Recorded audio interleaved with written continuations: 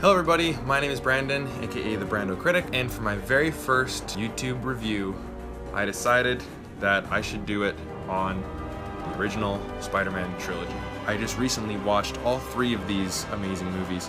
Well, we'll get into the third one. I watched them on this amazing 4-disc Blu-ray set. I will give you the link to this awesome deal in the description below. I think Spider-Man was the very first franchise that I was ever introduced to. I mean, this and the first Harry Potter came around the same time, and I was only 7 years old when this movie came out. So I was at the ripe age for falling in love with superheroes for the very first time. So that is where we're gonna start our journey with Spider-Man 1. I think it was Boxing Day 2002. My aunt gave me this copy, this exact same copy of Spider-Man on DVD. I don't believe I'd ever seen a superhero film before. I didn't grow up with Batman. I didn't grow up with, obviously the Avengers hadn't come out yet. I didn't watch the X-Men. I didn't see any of the cartoons. This was the very first taste of what superheroes were like. Being a 7-year-old kid, I thought it was the coolest thing ever. Every kid at school was jumping on the playground, doing like this everywhere, and just every kid wanted to be Spider-Man. And it was one of my role models growing up because I could relate to Peter Parker a lot. Obviously, I did not get bitten by a radioactive spider, and I didn't learn how to climb buildings and stuff. You know, being this nerdy kid in school who no one really paid attention to, and having like this big huge crush on this girl, you could never go up to her and tell her how you feel and all that stuff. So I know how Peter Parker felt, and I honestly think Tobey Maguire is the perfect Peter Parker. I know a lot of people recently, and when people ask, oh, who's your favorite Spider-Man? A lot of people, at least the ones that I talk to, really do not like Tobey Maguire. In my eyes, Tobey Maguire will always be my Spider-Man because he captures Peter Parker perfectly. Peter Parker perfectly. Spit's going everywhere. I like Andrew Garfield, don't get me wrong, but I refuse to believe that somebody that good looking can go through school and be like the bullied guy of the school. Spider-Man, he can pull off. But for me, Tobey Maguire will always be my Peter Parker and my Spider-Man. So watching this film back today, does it still hold up? It does. 100% it does. Some of the effects, I can safely say that it's dated. Obviously it looks like it was made in 2002, but I feel like that's a little bit of a charm that it has to it. Spider-Man is a hero, and this is what this film does so well. It tackles the subject of what does it take to be a hero, and what is a hero. Spider-Man, when he gets his powers, he wants to impress Mary Jane by buying a car, and so what he does, he goes into a wrestling tournament, and that's how he gets his Spider-Man suit, or at least the origins of the Spider-Man suit was for wrestling. That's something you don't really see that much anymore. A superhero that uses his powers for greed. Obviously, spoiler, it's not that big of a spoiler anymore if you know anything about Spider-Man. With the death of Uncle Ben, which I think they handled fairly well, leads him to guilt, and that's what makes him become Spider-Man. For the message alone, the action that is still very intense, the great casting, I still think this is one of the best superhero films ever made.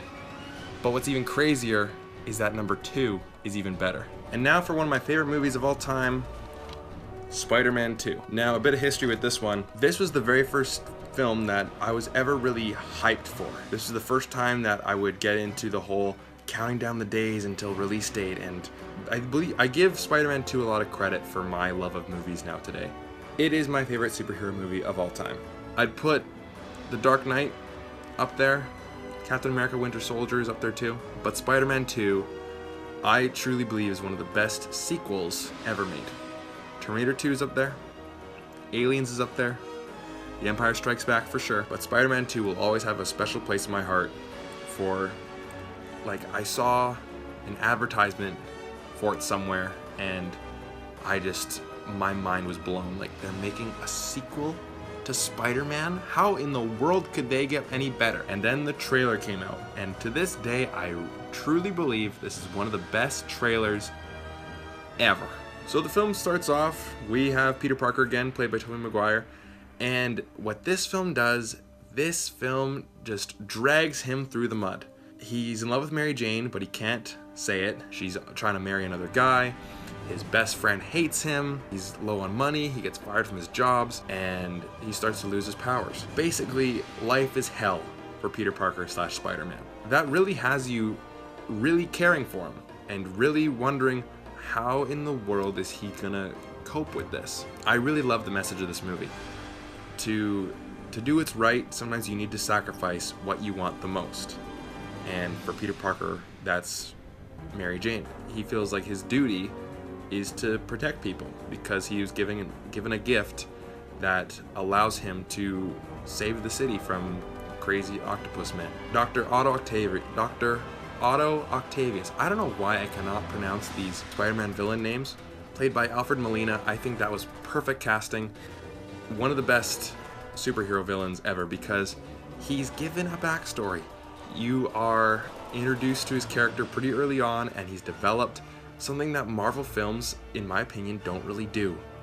I'm looking at you, Guardians of the Galaxy. The one thing that blew me away back then, and it blows me away today, and my favorite part of the movie, is the action sequences. The train sequence, oh my god, it is the best action sequence I've ever seen.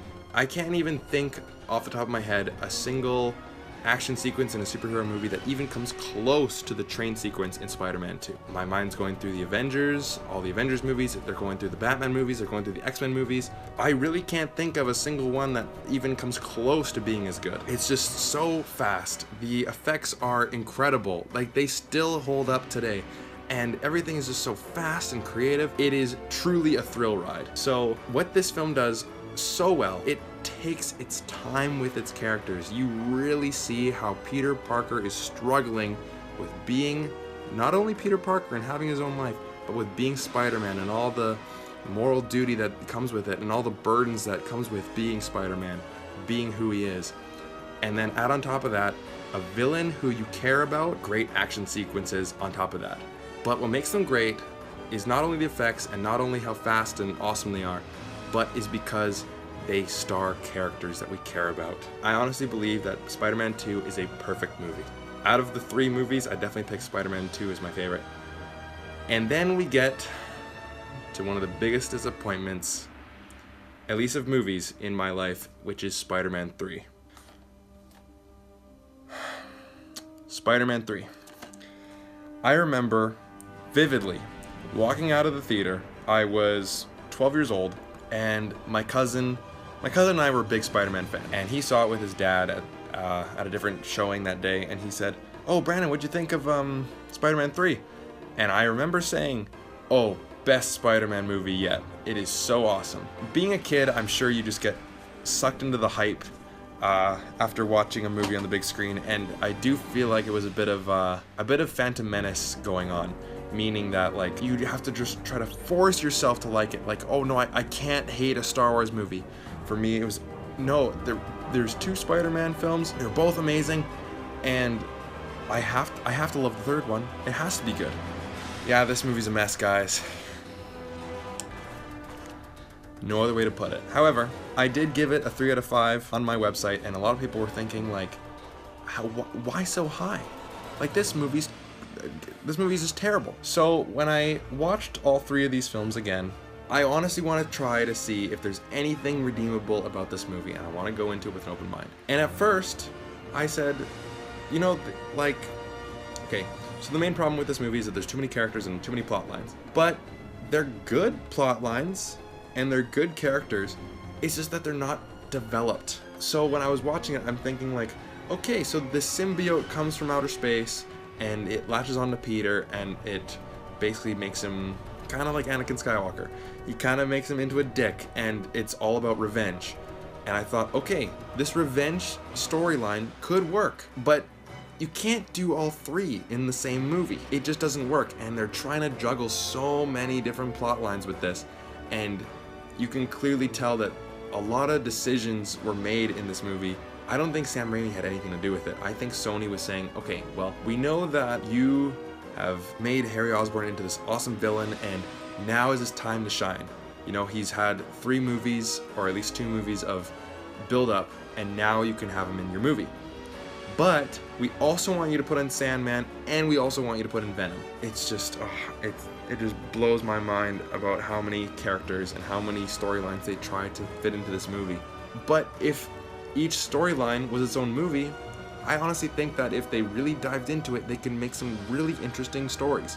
I know I don't want to be like oh, emo Peter's so dumb, but it's just unfortunate because Peter Parker acting like a dick and going to extreme measures to fight with Harry. That one fight with Harry Osborn, the bare fist fight, was awesome. And because you can definitely tell all the rage that was going on between the two characters. And if the film was full of that, it would have been awesome. But dancing in the street and doing that stupid dance number. I'm sorry, but when I think about the first two films, I think of like Peter Parker struggling with his powers, and with great power comes great responsibility. Put that next to him dancing in front of Gwen Stacy and doing like, oh, double time, now get on this. The tone, it doesn't match. The next scene is him in the church, like being all, oh my god, I'm a monster, I don't know what to do, like I'm so ashamed of myself. The scene before, you were dancing on a piano and like, it's crazy. And the ending I just didn't really care about because Venom has been in the movie for about 10 minutes, Sandman has been in the movie for about 10 minutes, and then you bring in Harry Osborn too. It's just a mess. However, I gave it a good review because it is Spider-Man, and I did enjoy watching the movie. It's only until the end where it starts to fall apart, but it does have a special place in my heart because it is Spider-Man. So anyways guys, if I had to give numbers for all the movies, I would say 5 out of 5 for both Spider-Man 1 and Spider-Man 2, 3 out of 5 for Spider-Man 3. If you guys want to see me talk about the Amazing Spider-Man movies, definitely leave a comment in the comment section below. You can also read these written reviews where I go into more detail about each single movie on brandocritic.com, and thank you so much for watching.